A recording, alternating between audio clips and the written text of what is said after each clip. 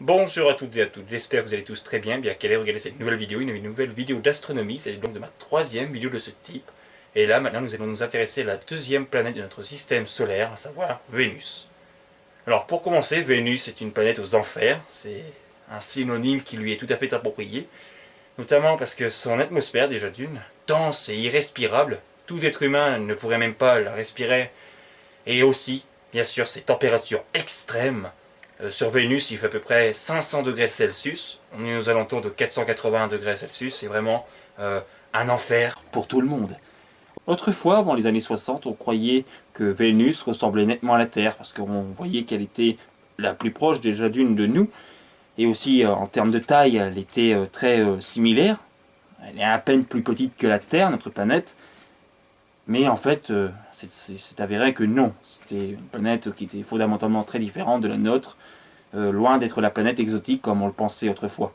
Vénus avait donc bien caché son jeu, pendant longtemps en plus. Comme cette planète est très proche de nous et qu'elle réfléchit nettement la lumière du soleil, on peut la voir nettement briller le soir, juste avant le coucher du soleil ou après le lever du soleil.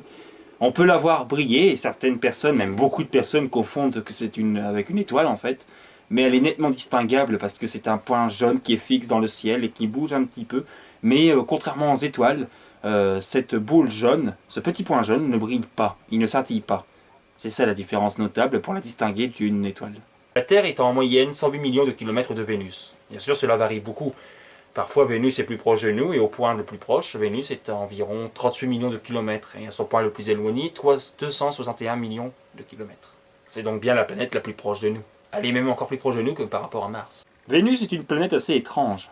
En effet, elle tourne autour du Soleil en 225 jours, mais sa période de rotation, elle, en est de 243 jours, ce qui signifie donc qu'une journée dure plus longtemps qu'une année. C'est assez paradoxal. Concernant la taille de Vénus, elle est sensiblement inférieure à celle de la Terre, notre planète. Elle en est à peu près 12 100 km de diamètre.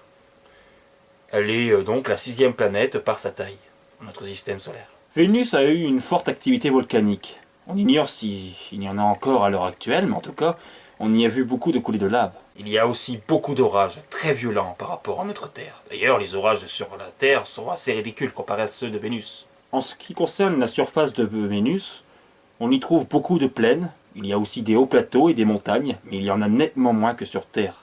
L'atmosphère de Vénus est principalement composée de dioxyde de carbone, ce qui est irrespirable pour l'homme.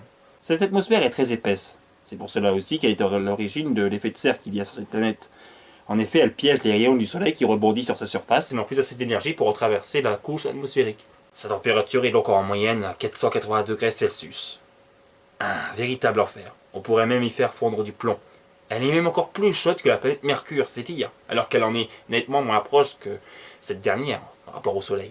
Il y a eu plusieurs sondes qui ont visité cette planète. En 1961, il y a eu la sonde Mariner 2, une sonde américaine. Il y a aussi eu les sondes russes Venera entre 1961 jusqu'à 1981. En 1978, il y a eu les sondes américaines Pioneer Venus et plus récemment l'européenne Venus Express en 2006. Pourquoi on a appelé cette planète Vénus? C'est la déesse de l'amour, de la beauté, de la fécondité. Rappelez-vous bien, Mercure, c'est le messager des dieux. Quant à Mars, lui, il règne sur la guerre. La force atmosphérique sur Vénus est 92 fois plus forte que sur Terre. De quoi étouffer. Tout comme Mercure, il n'y a aucun satellite naturel qui tourne autour de cette planète.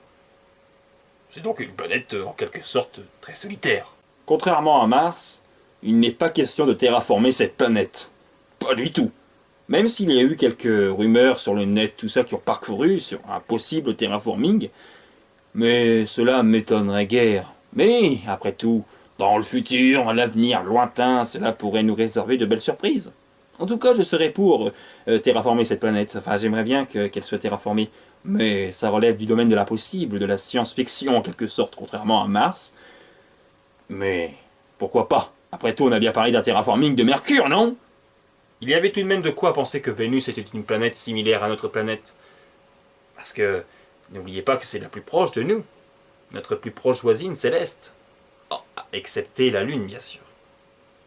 C'est aussi une planète qui nous ressemble plus en termes de taille, de sa composition.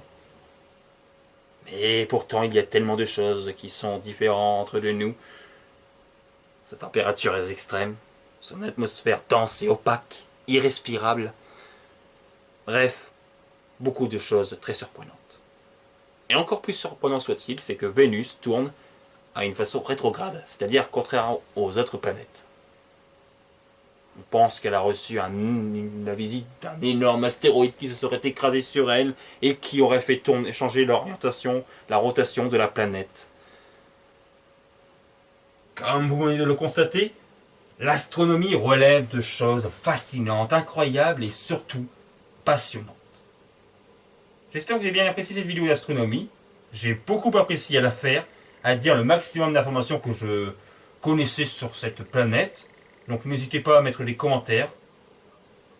Parlez-moi de cette planète, parlez-moi d'autres astres et je pourrai vous répondre aussi, poser vos questions et poser aussi vos réponses aux questions que j'ai répondues.